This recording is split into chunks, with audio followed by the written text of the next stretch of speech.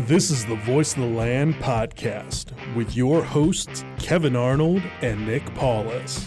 What's going on, everybody? Welcome on in to another edition of the Voice of the Land podcast. This is Season 3, Episode 21, and we have a big show for you guys here today. Of course, we are partnered with Web Streaming Studio by LPV and NEO Sports Network. You can always find the podcast on our YouTube channel at Voice of the Land Podcast. Go over, like, and subscribe to all of our video content, show clips, as well as full podcast episodes. Of course, you can always find the podcast throughout the week on your major podcast platforms, Google, Spotify, Apple Podcast users. You guys can always hit us with those 5 stars. Hit us with a review. What do you like to hear? What do you want to hear more of? And we are always open to all suggestions for what you guys want to hear through the podcast. And, of course, let us know through our social media sites as well, at VTL_POD on Twitter and Instagram. Of course, at Voice of the Land on Facebook. You can like our page there. And, of course, you can always find NEO Sports Network and LPV Productions on across all social media sites as well. Reach out. Let us know what you like, what you don't, and we will always communicate with our fans and everybody who listens, because we always say we love you all 3,000, and we truly mean that. And we always say that at the end, but in this time that we're in right now, it's good to say that to everybody in the beginning, middle, and end, that we do love you all, we do appreciate you all, and we respect anybody that wants to come in and let us know what they're thinking about. Of course, joining me, as always, going to change things up just a little bit. We'll start behind the proverbial glass this week with our main man, our producer extraordinaire, Peter Tellup. Peter, how's it been going this past week? This week's been not too bad. We're trying to prepare to get back in the office at work, but I'm not in any rush. I enjoy the commute, through my kitchen to my office, so it makes it a lot easier. Yeah, it's definitely easy just to wake up, walk down the hall, and sit in a chair and grab a cup of coffee. Yep. Yeah, get on the computers and work from home. I think with my job, they're not looking to.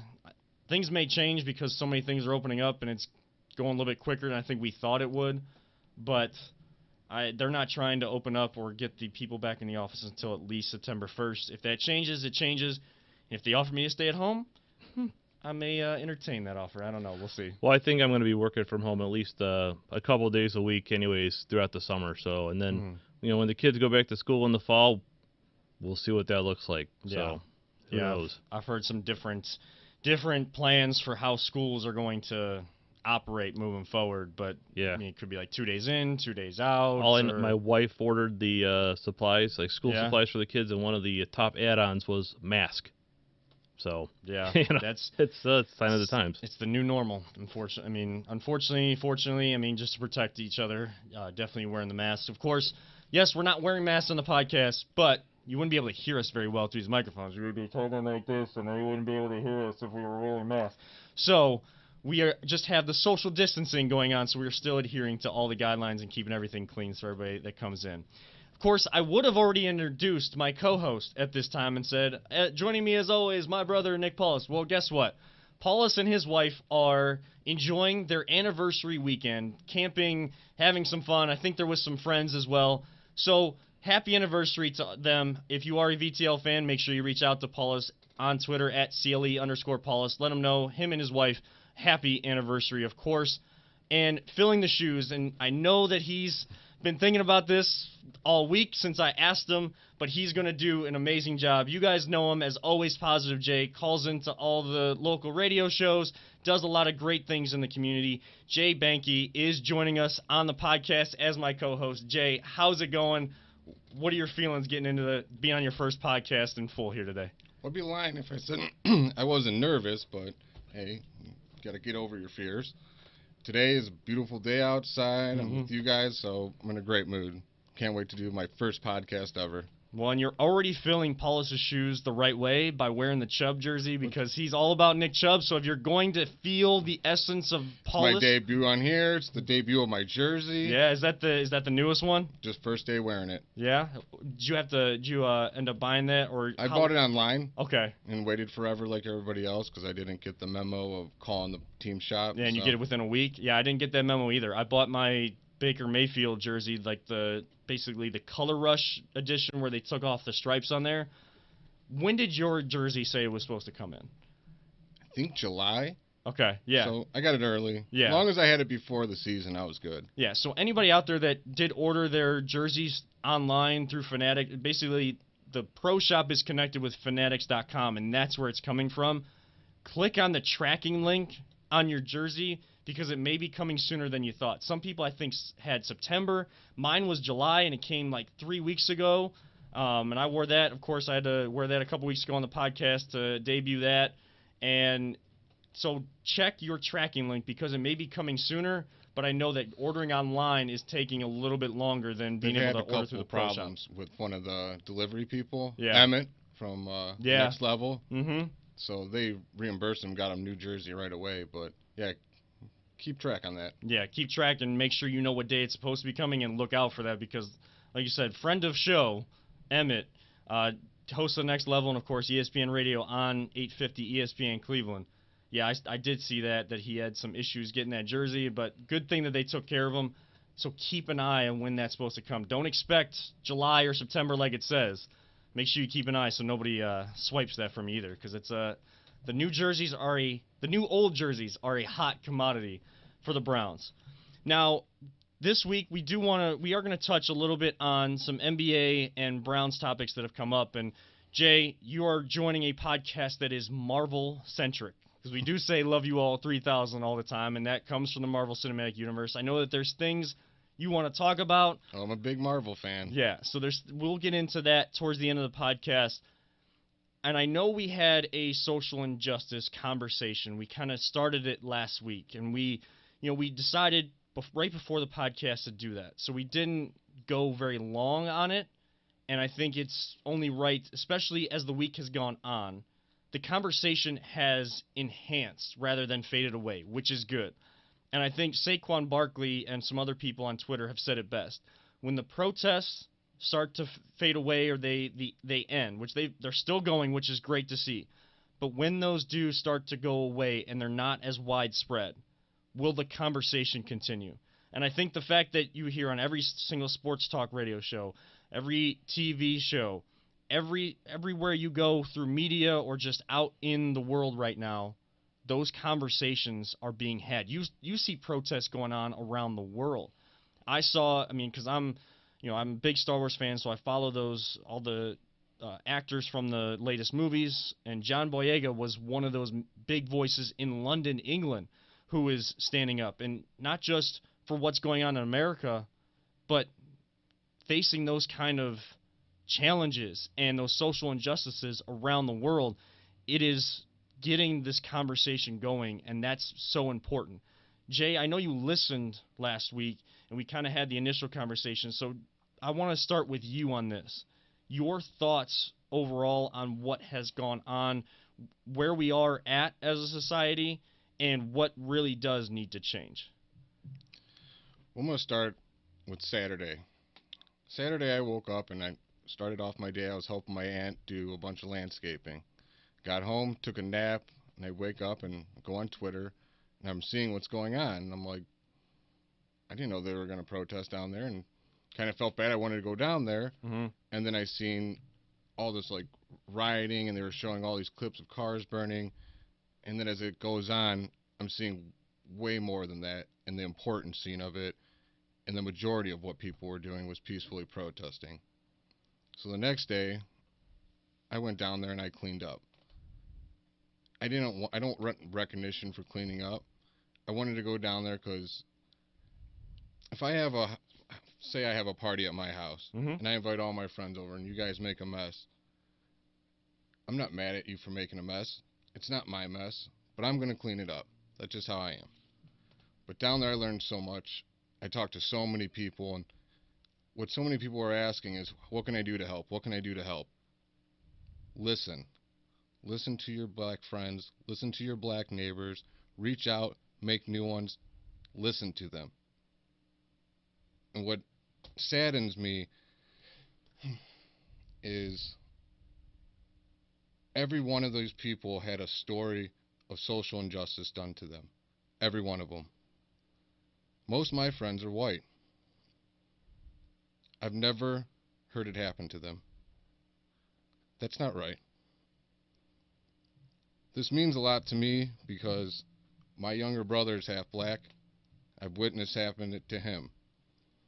So when people are mad that they might be upset and they're rioting, I look at it like I try to understand them. Like I try to put myself in their shoes. And the day I seen something happen to my brother, I was so enraged, and I almost caught up to the person that did it, and thank God he didn't, because I was so mad. I'm afraid of what I would have done to him. Black people, that's just one small incident, and I was that mad. Imagine having that happen to you for years, beyond, like so many years, so many times. I can't imagine that pain, and that hurts to think about it. It makes me upset. It's hard to talk about, but we have to talk about it. What do you think? I mean, well, touched on it last week, and I looked right in the camera right next to you, Jay, and I was looking at America and telling them the same thing you just said. Listen and educate yourself as white America. We are, again, 3 white guys that don't know what it's like to go through that. Exactly. So we can say that we stand with the black community and our black friends. Just like you, I have a cousin who's basically my brother who is half black. And it's not that I fear for my life, I fear for his, for fitting some sort of profile that people think that he fits, because they're not seeing him for being my cousin Ethan and what he brings to the table as a human being and what he can do for society. No, they see the color of his skin. And we are in 2020, and we still have too many people looking at color of the skin rather than the character and the human being behind that skin. That's what's most important. That's what Martin Luther King Jr. was saying. Was his "I Have a Dream" speech, the iconic element of that. He dreamed of a world where he was not judged for the color of his skin, by the content of his character. That should have been the way that this country operated, and that's what our Constitution, that's what our flag is supposed to stand for. That we are one nation with so many different people that bring so many different things to the table to make this place the best, supposed to be one of the best places on earth, and then be the example for the world to follow suit. And right now, we have the rest of the world protesting for us to become better, because they see what's going on. They see the social injustices. They see people like George Floyd, Ahmaud Berry, Breonna Taylor, yes. And I think she just would have been her 27th birthday yesterday, and there was a lot of people outpouring of support for the family for her yesterday, which was good to see. That we can't forget the names. Trayvon Martin, Tamir Rice, so countless others that have gone through this. And we need to stand up. But in order to stand up with our black friends, our black community, we need to listen and educate ourselves. And that's what I've been doing all week. You know Jason from Lawrenceville. Yes. I had the longest phone conversations this entire year. I think it was 2.5 hours long. Mm-hmm. I learned a lot. Yes. I thought I knew a lot. I have so much more to learn. All of us have so much more to learn. Yeah. I mean, my girlfriend and I, and she's actually here in studio this week. I know Paulus brought his wife in last week, so shout out to my girlfriend Jana, who's joining us in studio here today. But we were walking home from just hanging out with some friends at a fire last night, and it was a little bit later at night, and some of the streets in our city aren't as well lit and stuff. And I started thinking about, there are people that would actually be afraid to just be taking this nice walk on a nice evening, pleasant temperature. Moon was bright and shining, and just the stars were just bright as ever last night, and just taking in the scenery and just enjoying the summer weather that we're getting right now. There are people that can't do that wouldn't be able to just walk a couple streets over to go home, or don't feel comfortable doing that. And again, it's about listening and educating yourself. I saw on Twitter, and I participated in it, hashtag Blackout Tuesday. And a lot of people were adding in the Black Lives Matter hashtag. And yes, Black lives do matter. All lives matter. But right now in this time, we need to focus on the fact that Black lives are part of that all lives matter. If you say all lives matter, you truly mean Black Lives Matter. I heard something perfect. And the guy said, if you live in a neighborhood, yes, all the houses matter. But the one that is on fire is the one that matters the most right now. And we have to look after that. Yep. Let's take care of that house. Yeah. And what I was doing that on Tuesday was I was watching these videos of people of the Black Lives Matter movement explaining don't hashtag your Blackout Tuesday post with Black Lives Matter, because some people are doing that to actually fade out the information that are part of the Black Lives Matter posts. There are posts directly related to and using the hashtag Black Lives Matter because it has links to where you can donate money, where you can get information on what they truly stand for. And I saw someone scrolling through the Instagram by clicking on the hashtag Black Lives Matter. Well, it was all these just pictures of just a black square. And then trying to scroll through and trying to find those Black Lives Matter posts where people had videos, where they had links to information. Those you had a hard time finding, because people are trying to give the information to educate you, and others are trying to hide that. So it's important to understand if there's a certain hashtag going on a day to represent, whether it's Breonna Taylor, Ahmaud Berry, George Floyd, or what the protests that are going on.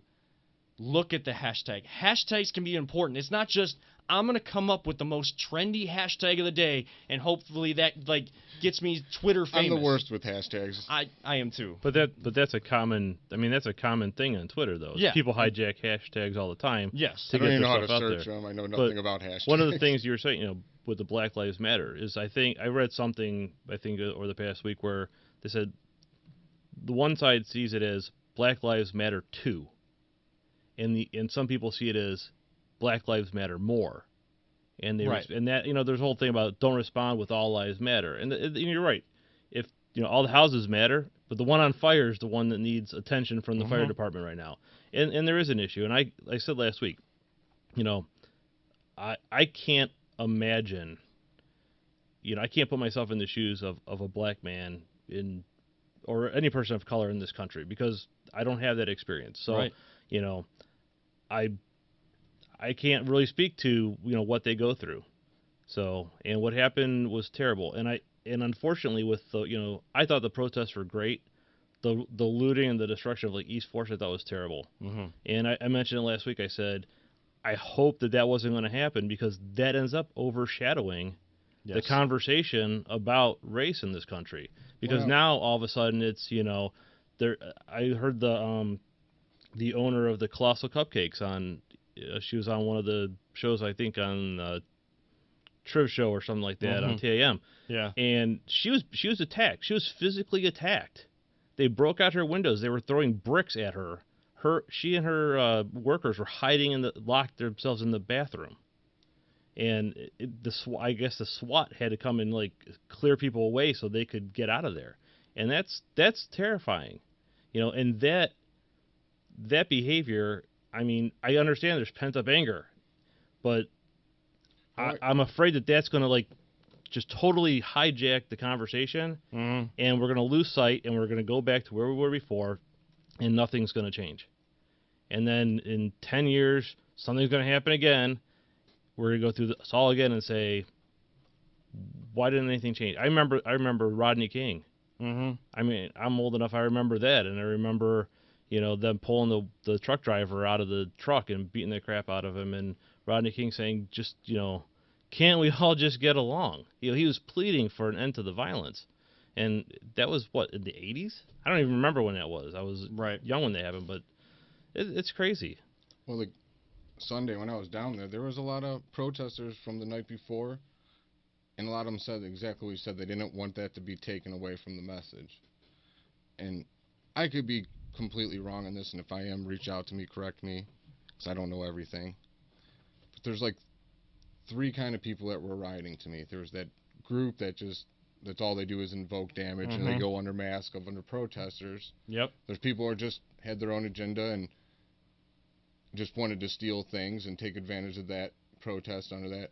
And then the third, which I believe is very small, and I could be wrong, but those are people that are so mad, so upset that they're seeing red.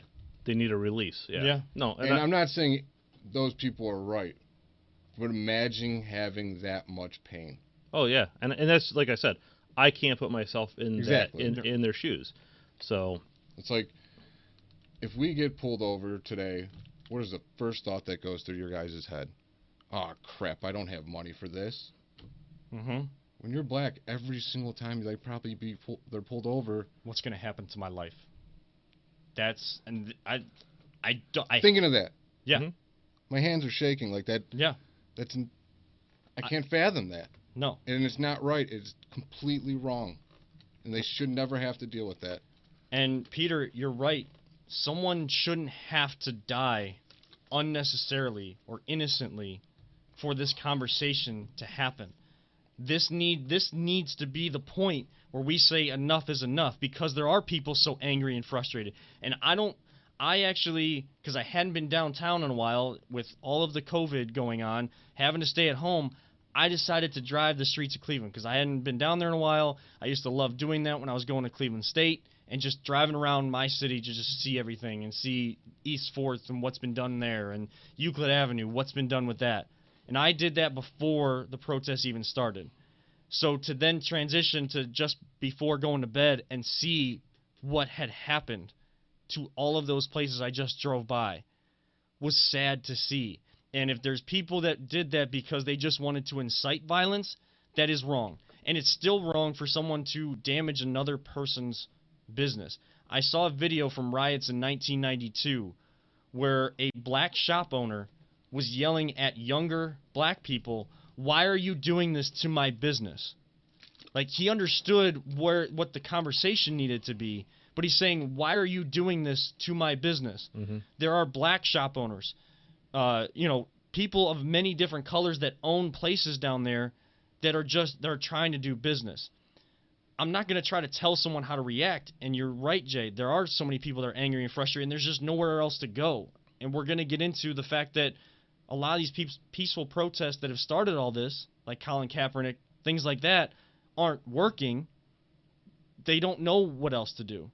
But to see that, and to see, our police officers, just the overarching, brothers and sisters in blue, now are getting a bad rap because there are certain ones, and there's always those people in any sort of job that aren't in it for the right reasons.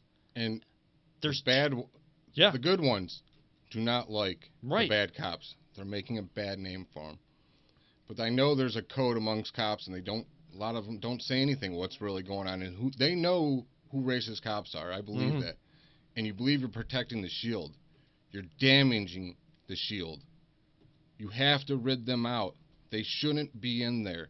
To make that shield what it's supposed to represent, all those cops have to get rid of them. I don't care if they're your brothers or your cousins or your friends. You have to get them out of there. Yep. They cannot be in that kind of power. I've been in tears and watched all the videos of police officers or local officials that have started the conversation, whether they started to take the knee with protesters or they've walked the streets with them, saying "stand with you." There's too many videos on Twitter right now of the bad cops, so it makes it look like there's a lot more bad cops than there are good cops, and it is giving cops a bad name, but it's still a problem. That's where the social injustice is. I watched and I shared Dwayne Johnson's video. I know a lot of people and my fellow wrestling fans know him as The Rock, or you call him Dwayne The Rock Johnson. I wanted to watch it and I forgot to watch it. No, that's... So tell me. Yeah, if you get a chance, watch it. The video was made by Dwayne Johnson, the person, saying, "Where are our leaders?" And he also said, we have to be the leaders we want others to be. We have to come together and do that if others, the ones who are put in power or put in positions of leadership, don't do it. There are plenty of officers, men, women, different colors that are in that uniform, that are in it for the right reason and trying to help the conversation of how we change this and put actions in place to get that change going. There are also ones in that uniform that are causing problems. There are people in positions of power that are making things worse rather than being the leaders to make things better. He looked into the camera as Dwayne Johnson with more leadership, inspiration in his voice and in his conversation than I've heard any other leader do. I also saw, I believe it was maybe the Prime Minister of Canada, who took a knee with protesters in Canada.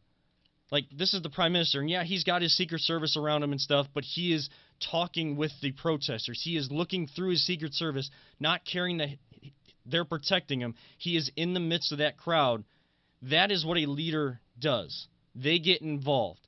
They don't try to, say, oh, well, I'm sorry to the family, but when the rioting starts, the shooting starts. You can't. That's not what a leader does. That's not what a leader says. You don't incite violence. You don't encourage violence, because people that have been quiet and have been thinking these things now in this country, and it's leaders on both sides of the coin. This is not political. This is a human character. This is a leadership quality conversation that does not exist in this country on both sides of the aisle.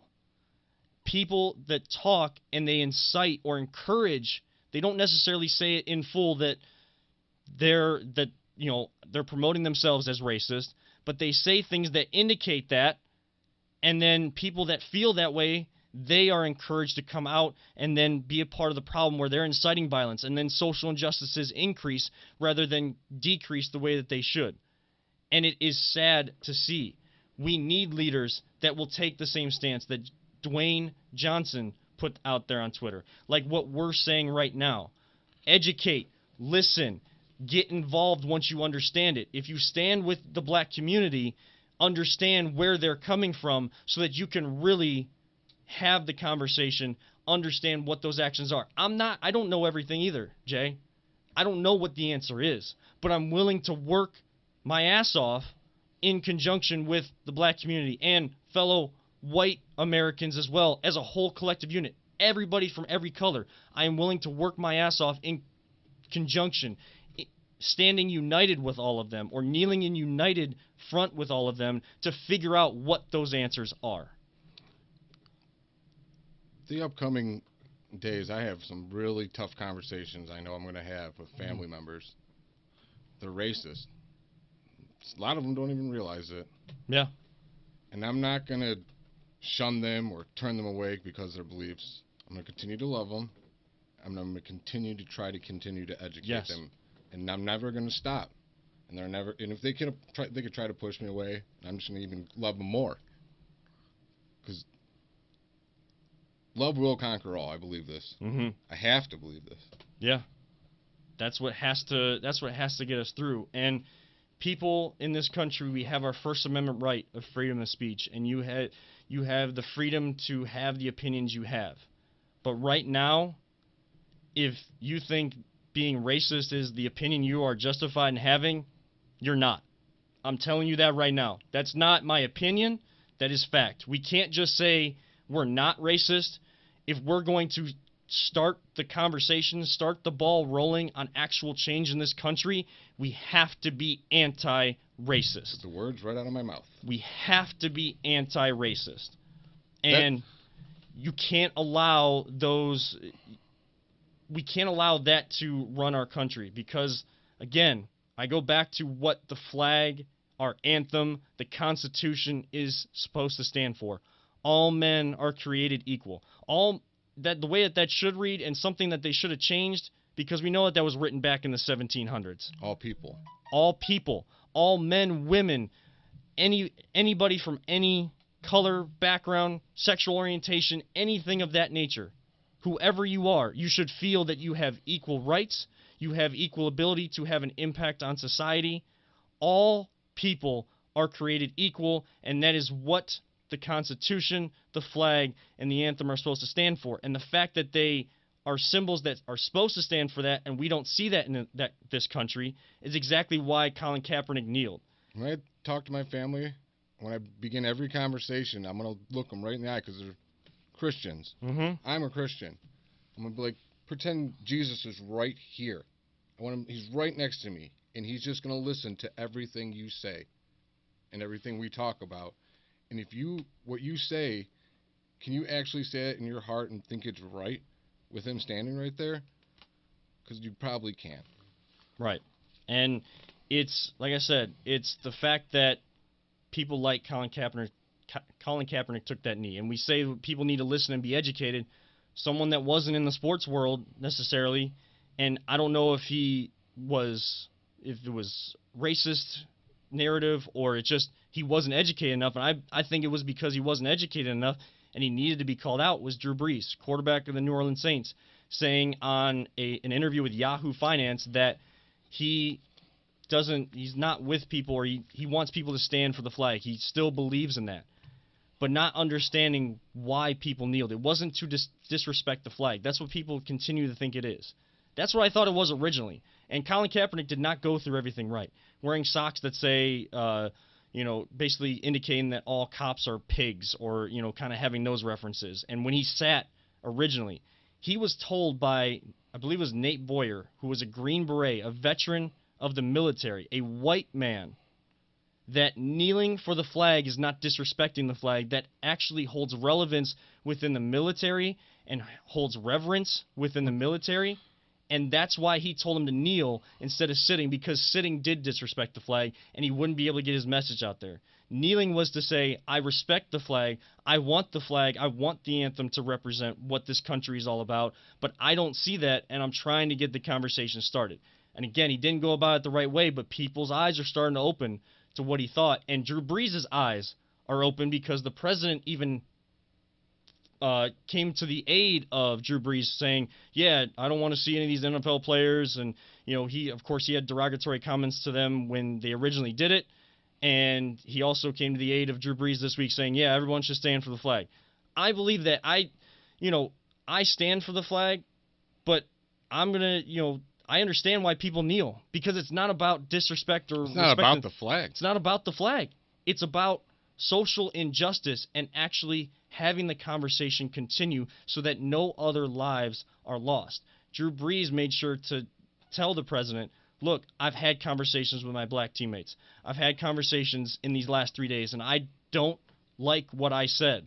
And I didn't get what I was intending out, and I didn't understand the true message, and now I do. I have seen and I've educated myself on what's going on. So, to the President of the United States, to our leaders, Republican, Democrat, Independent, Green Party, whatever they are, people are kneeling for the flag. Black Americans are kneeling during the anthem, not because they want to disrespect the flag, but because they want the flag and the anthem to represent this country where everyone has equal opportunity to succeed and have equal rights in their lives. There's a line from a song, and I always liked it. It was, if your heart is as big as your mouth, you'd be real. And with Drew Brees, I don't know him, so I'm going to let his teammates evaluate that whole situation more than anything. But the way you can display how you feel in your heart the most is your actions. Your actions will always speak louder than your words. So I hope he continues to help and listen and educate himself. Well, and didn't Brees, after Katrina, he's done a ton with his actions. Yeah. And, not to hijack what you were saying, but, I think I kind of feel like I understand where Brees is coming from when he tweeted that, because like I said, I can't put myself in their shoes, But before the podcast started, I said, I think people should stand for the anthem, but I understand why they want to kneel. And they have the right to, because opinions are formed by life experiences, right? But you have to learn everybody's experience to form a great opinion. And if you shout people down or you tell them they're wrong for how they feel, what you do is you close down the communication, and you're not going to change how they feel. they're just not going to tell you. Right. And when they're not going to tell you, then you can't have a meaningful conversation to change anyone's minds or to educate people, because you just yelled at them, "You're wrong," and they're going to be like, "Well, I agree. I always say fine." angry words fall on deaf ears. Right, exactly. Because all you're thinking about is, what can I say next? You're not listening. Or I'm not going to talk to you, but I'm not going to change my mind either. If anything else, I'm going to double down, because now you've made me mad, because you shouted me down. When the Kaepernick, when all that first started, and like the big fuss was, you're disrespecting the soldiers. My opinion was, no, that's disrespecting the soldiers if you're telling them you can't. Because the very first war I believe our country fought was Revolutionary War. Probably the greatest odds we had to overcome. Mm-hmm. What was the first law that they made? What did it say? Anybody you guys know? It was Bill of Rights? Yeah. Right? Peaceful protest. So by telling him he's wrong for doing that, it's like you're disrespecting the original soldiers. Yes. And like I don't ever hear anybody even bring that up. Another thing I learned, I didn't know after World War II, black soldiers didn't get like VA benefits. They weren't allowed to wear their uniforms in the bars. You would literally be killed in Mississippi. Mm-hmm. Yeah. I'm like, well, if you just served your country and all that happened to you, this country isn't representing what that flag is supposed to represent. And that's the years of frustration that are being built up, that those men and women fought for freedoms that they weren't being given. Yeah. And that's frustrating. And people that are having a problem with all of the extensive rioting and looting going on, and yes, there are some people inciting that, and there are some people that really feel that way. If you have a problem with that, which we all do, but we are trying to understand where they're coming from, if those are the people that are angry. If you have a problem with that, were you the same person that had a problem with Colin Kaepernick following the peaceful protest model and was told by a military man that was a better way to go about it to try to get his message out there? When a peaceful protest was going on, everybody had problems for it, and he got blackballed out of the National Football League. Again, I don't agree with everything he did. Those socks that we talked about before we came on with calling cops pigs.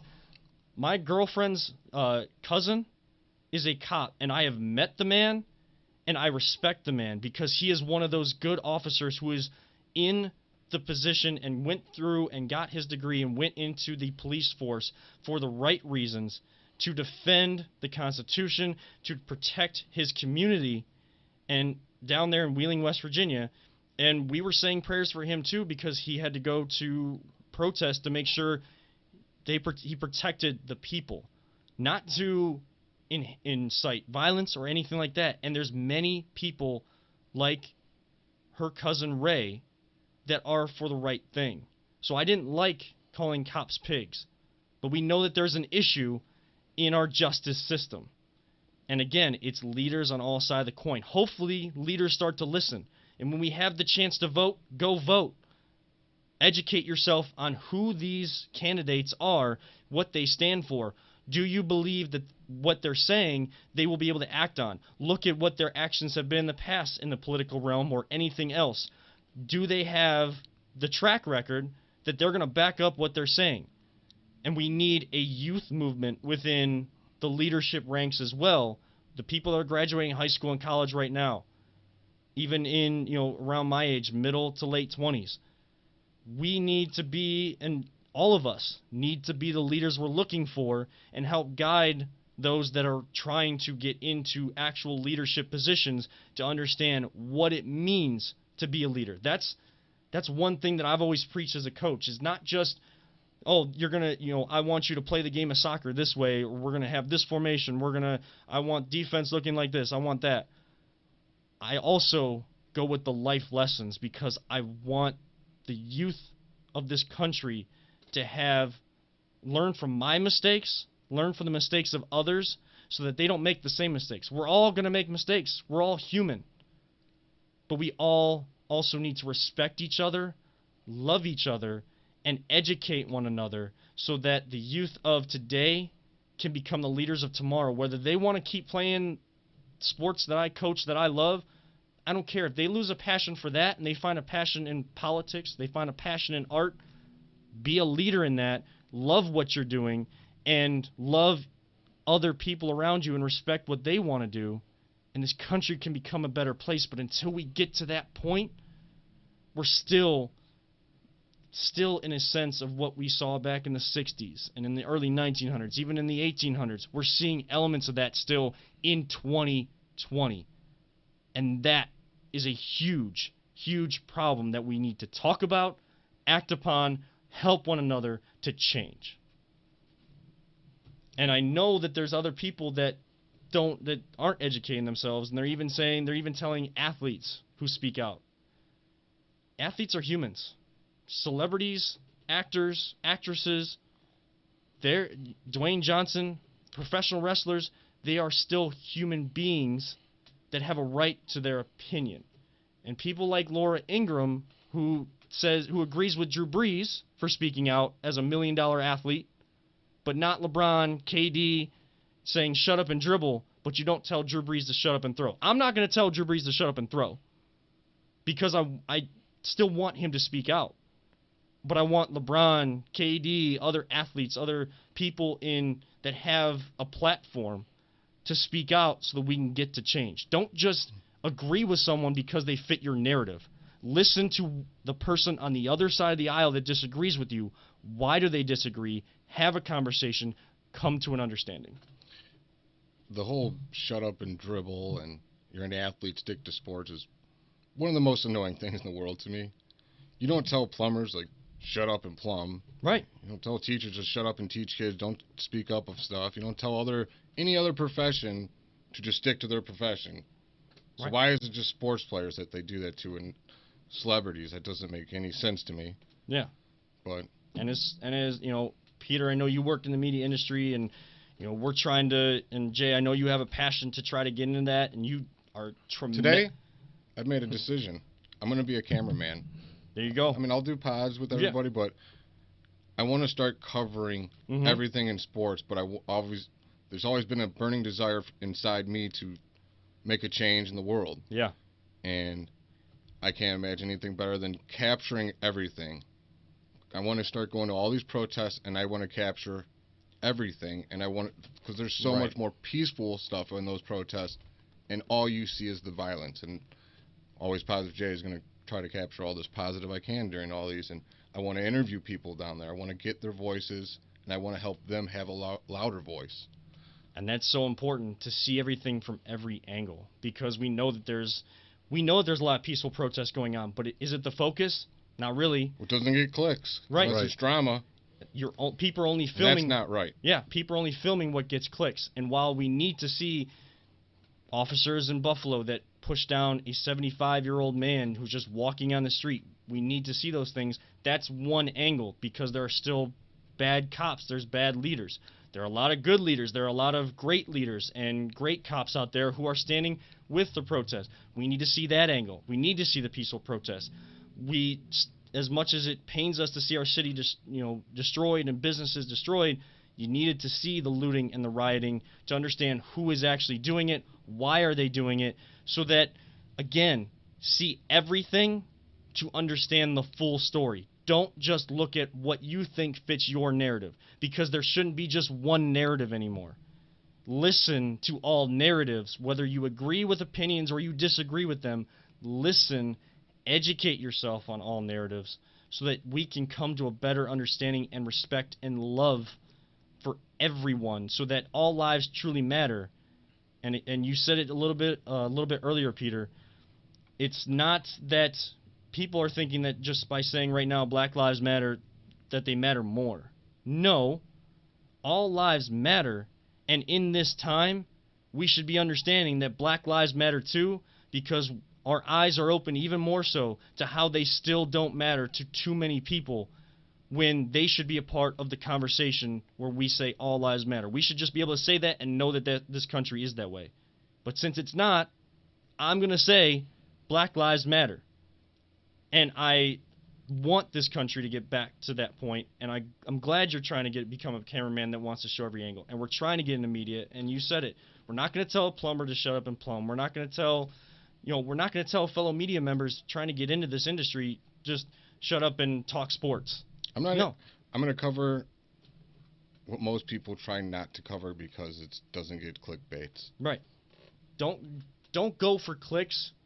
Go for what's right. Go for what's right. That's a great way to kind of tie a bow on this. Like we've been talking for about 45 minutes about this. I can go on for hours. And we can go on for a Tomorrow, long time. I'm holding a Zoom meeting. Yeah. And anyone let people know. Let people anyone know. is willing to come. It's an open discussion about social injustice.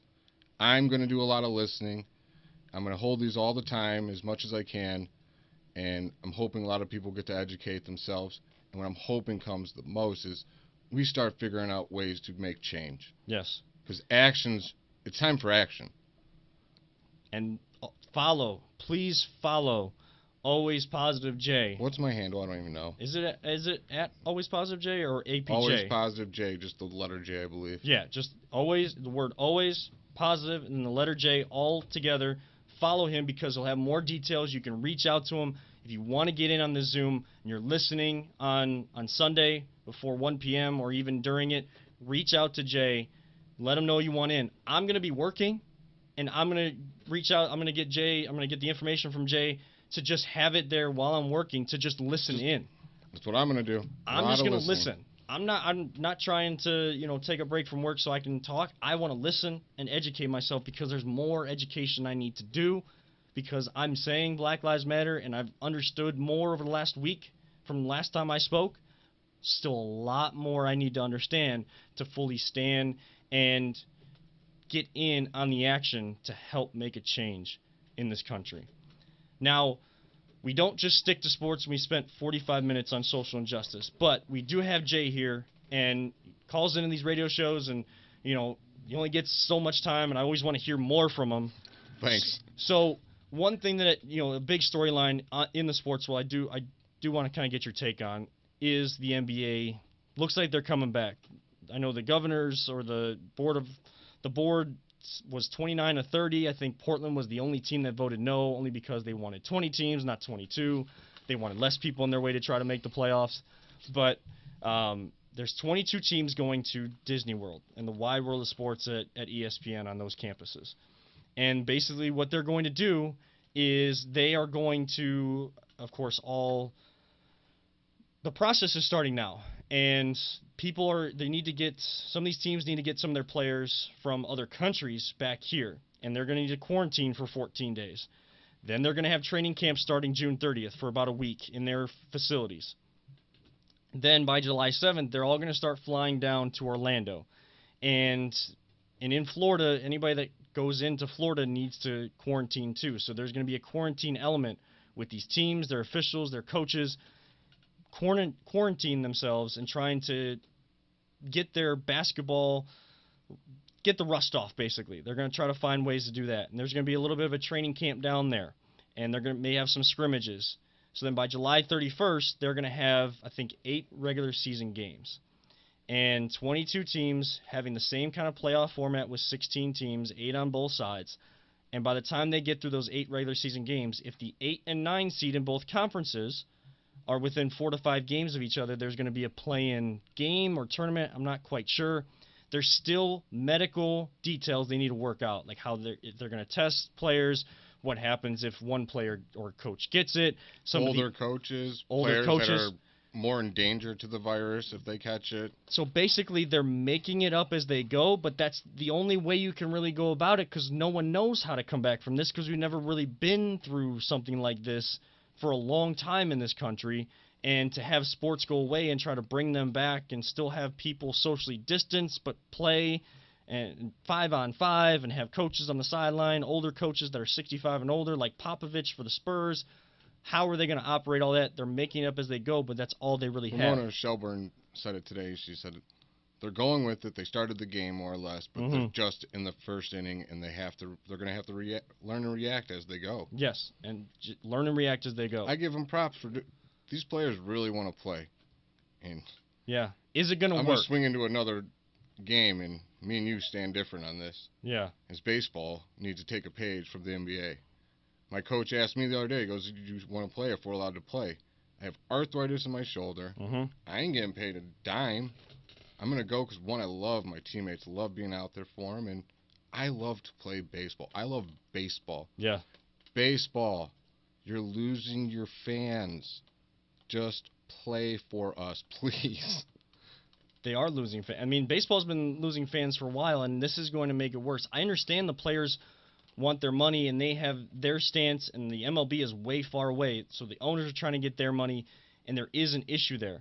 But when I see a statement from basically the Players Association in Major League Baseball that says, well, our players are ready to play, but the owners are ready for baseball to come back, but if you're that far apart and you're not taking heed from other leagues. I mean, soccer has come back in Germany and is trying to come back on the other side of the world. Hockey's ready to come back. Hockey's coming, has a plan to come back. Basketball has a plan to come back.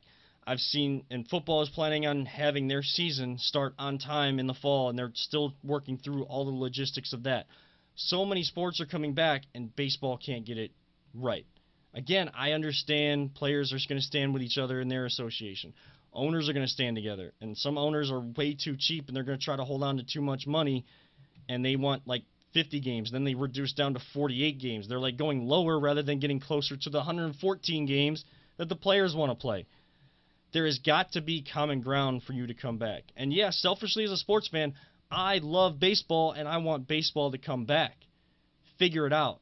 I'm surprised that MLB is actually having more issues than NBA, because the NBA, the players run that league a little bit more, and it seems like everybody's more on the same page there. Baseball, they're not. And again, there's no salary cap. There's a massive greed problem in baseball. There's a massive greed problem in baseball, and they don't market their players well. They're losing the younger generation already. I see way too much in it. When we grew up, yeah. If I took Ken Griffey Jr., Jeter, all these players, you knew who all of them were with their faces. Yeah. And I kept hearing, like, if Mike Trout, the best baseball player, walked into a place, no one even know who he was. Like, I don't know what his decal is. Like, we would, but... Right. He has his own shoe deal. He has his own cleat deal. I don't know what his symbol is. Like, because LeBron has his, like, crown for his shoes. And in baseball, Ken Griffey Jr., he's swingman. He has that swingman decal, and you knew when you were looking at a Ken Griffey Jr. element or bat or pair of shoes, pair of cleats, because it's that iconic element. The NBA logo, Jerry West, these iconic logos, you don't have that marketability, or you're trying to push that with these baseball players.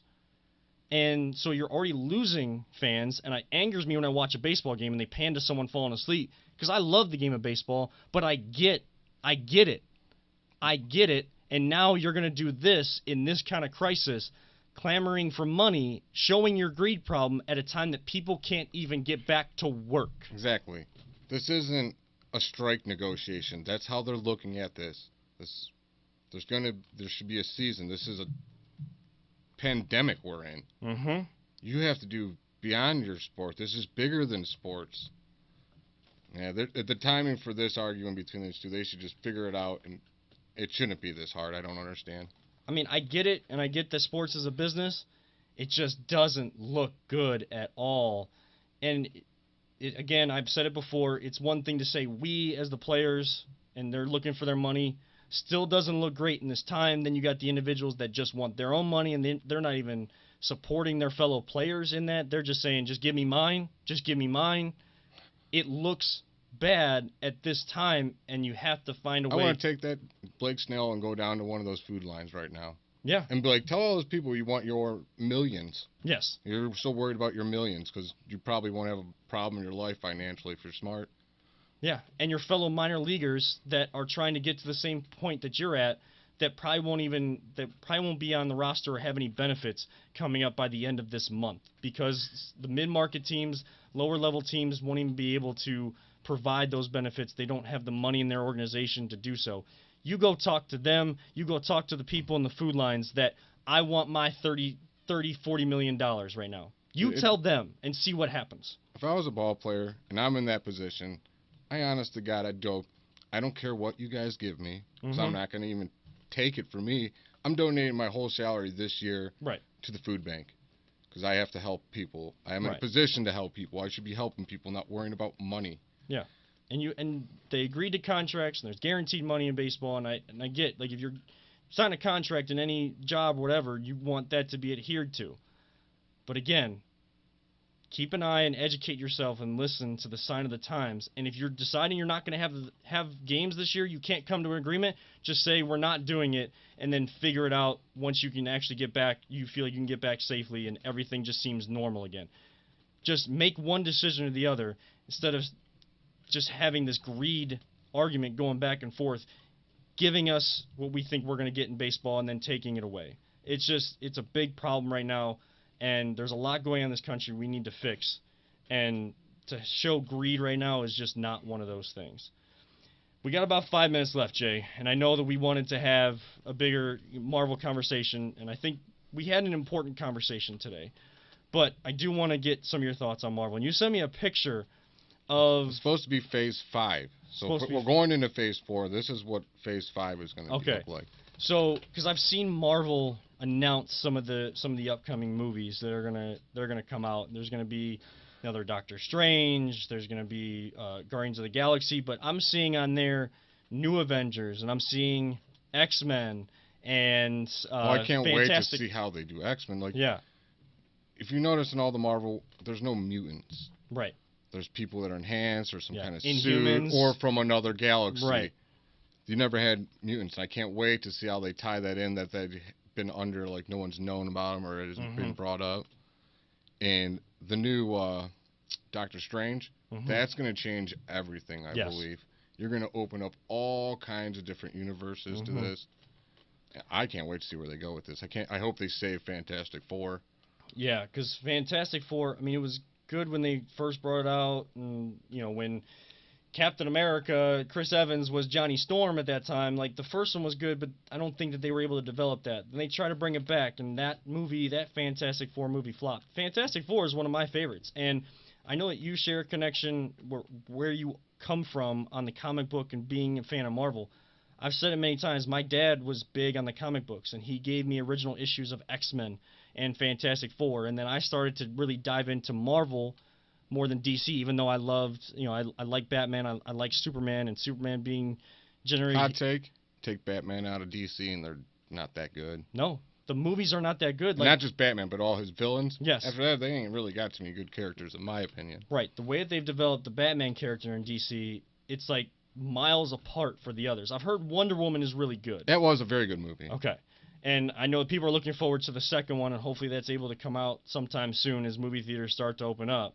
I need to see the first one, Wonder Woman. Watch it. It's good. I try to watch it, or it's on TV, and then like something else comes up, and I never get a chance to watch it in full. So I got to get to. I'm like a movie guru to my friends. I've never seen The Godfather. I can't. Every time it's on TV, it's like halfway through. I'm like, well, I don't want to do it disrespect and start here. I need a copy of that. Honestly, I can't even do. I don't know. Like, I understand what the plot of Godfather is, and but my grandfather, grew up on, like, he used to do like, here kid, here's a package, go give this to somebody. Yeah. And he would tell me all these old guys would tell the same story, and they're like, oh, these crazy old guys, the same. He goes, the movie Godfather came out, and it was the same story all these old guys have been telling me. Now, if you really want to get, like, in terms of Marvel, if you really want some of the, like mutants and some of that behind the storyline type thing, there's elements of that in the show Agents of S.H.I.E.L.D. I know you said you haven't watched it. No, I haven't. My girlfriend and I are starting to rewatch it because the new season, the last season, is out now, and there's things they're making references already in the first 2 episodes. So we're trying to go back and like get all those references so that the rest of this last season makes a lot of sense, and we can be like just like how you are in the movies, like, oh, like they're referencing that. There's an Easter egg for this. There's this. Oh, do you go on the YouTubes and look at all the Easter eggs when they break them down and stuff? I'm totally a nerd and do it all the time. I don't do it as often as I'd like to, but yes, yeah. Like if I see one that I'm really into, like if there's a connection to Iron Man, or like just like, I don't like when the movie first comes out and they're like trying to do that, because then that's spoilers, and like even though I've seen the movie, I don't want too many spoilers because I want to go back and see if I can figure out the Easter eggs myself. I go back a few times. I'm saying after the movie. Yeah. Like 6 months after the movie, and you start to see more, like, even more videos come out on that. Like, someone watched it for a 10th time and they found this Easter egg. Like, it took them that many times. Oh my gosh, like, I want to go watch this movie right now and see if I can figure that out and see what my theory comes from on that. Who is your favorite character in the whole Marvel universe? It's Spider-Man. It's not Spider-Man? even close. I was telling you, my Marvel and comic book started with my dad. He had the comic section in the Plain Dealer. He used to have a Spider-Man comic, and we'd read it together. And then really got into it is when they got the Marvel cards. Okay. And it was like, they're like baseball cards for Marvel Yeah. characters. And just like baseball, like when you were a kid, you probably could tell you every player's stats for every year. And you're like, how do you know all these numbers? Right. I knew this about all Marvel characters at one point. I'll bring the cards over one of these days, and show you them. They're awesome. I gotta see those because like They'll show you what their power is, what they're Yeah. good at, and then they'll give backgrounds. And they have cards with like classics battles, and they tell you the whole battle story. And I'm so glad Marvel does not stick to the comics completely, yes. because they would all be ruined for me. Oh yeah, and there's so many different, like, I mean, with the Doctor Strange things, there's so many different universes they can go through to tie so many different things together. There's so many universes that when they did the comic books, there's so many universes. Do you feel like Agent Phil Coulson with those cards, like, you know, how he goes up to Captain America and says, I have this vintage set of the trading cards for, do you feel like I was like, I had that? some cards kind of like that. Yeah, You know? yeah. If there was a real character, I'd be like, dude, you gotta sign my card. Yeah. I got your card. Right. Peter, do you have a favorite Marvel character? You know, I would probably have to agree with Jay. Spider-Man, I mean, I think the Tom Holland Spider-Man is just probably by far the best. Oh, by You far. know, I used to read the comics in the Plain Dealer too. Yeah. It would kill me though because sometimes they would just drag out the storyline sometimes, Yeah. and it's like you could read like Monday and like the next Monday and not miss a beat, you know.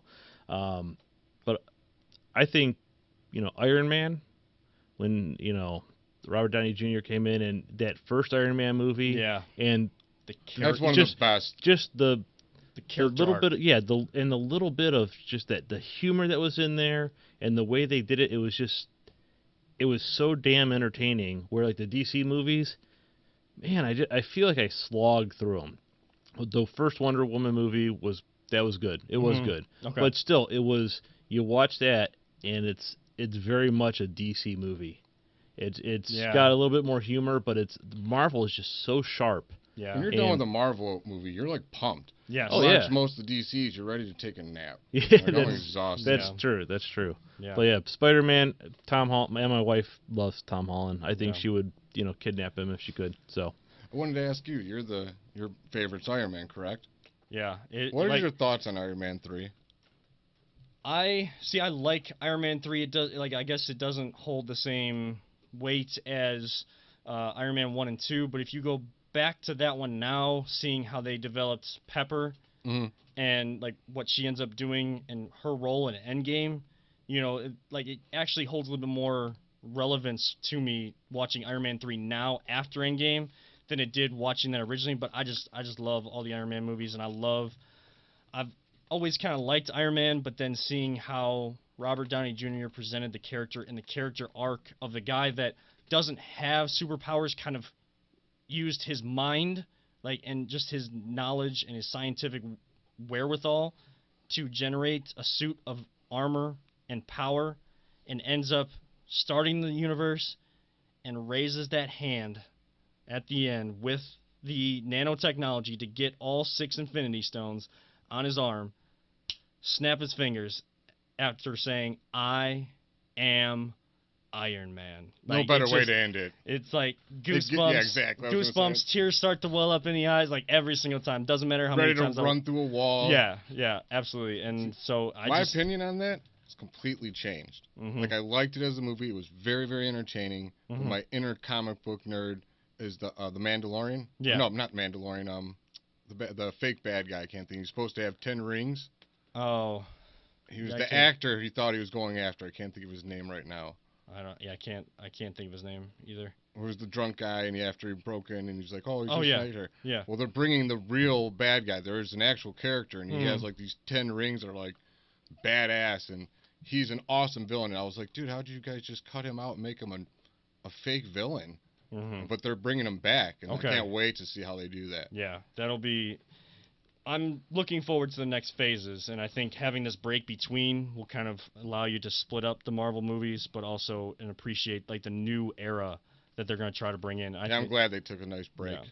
But that is going to wrap it up for this edition. I would love to keep talking Marvel, or more importantly, social injustice, or how we can get society back to where we want it to go. We could talk for hours. We only have so much time, and we want to make sure everybody tunes in the entire time on the podcast. So hopefully you gain something from this episode, Season 3, Episode 21. Of course, I want to thank Peter for all of his production work and everything he does on the podcast. And, of course, I want to thank Jay Banky, always positive Jay, Thank you for having me. For coming in more than filling the shoes of my brother. Hey Nick, don't let him see your backup. Paulus, you may want to get your hot takes ready for next week when I'm not here. Of course, next week Nick will have either Jay will come back or have another guest. Congratulations and happy anniversary, Nick. Happy anniversary. So next week I'm out. Paulus is here. You'll get a special guest again next week. Peter will be here as well. So, for Peter Tellup, for always positive Jay, I am Kevin Arnold, telling all of you sports fans out there, don't let anyone ever tell you it's just a game. And to everyone around the world, and especially here in America, listen, educate yourself, love one another, because here at the podcast, we truly do say that Black Lives Matter, and we love you all 3,000.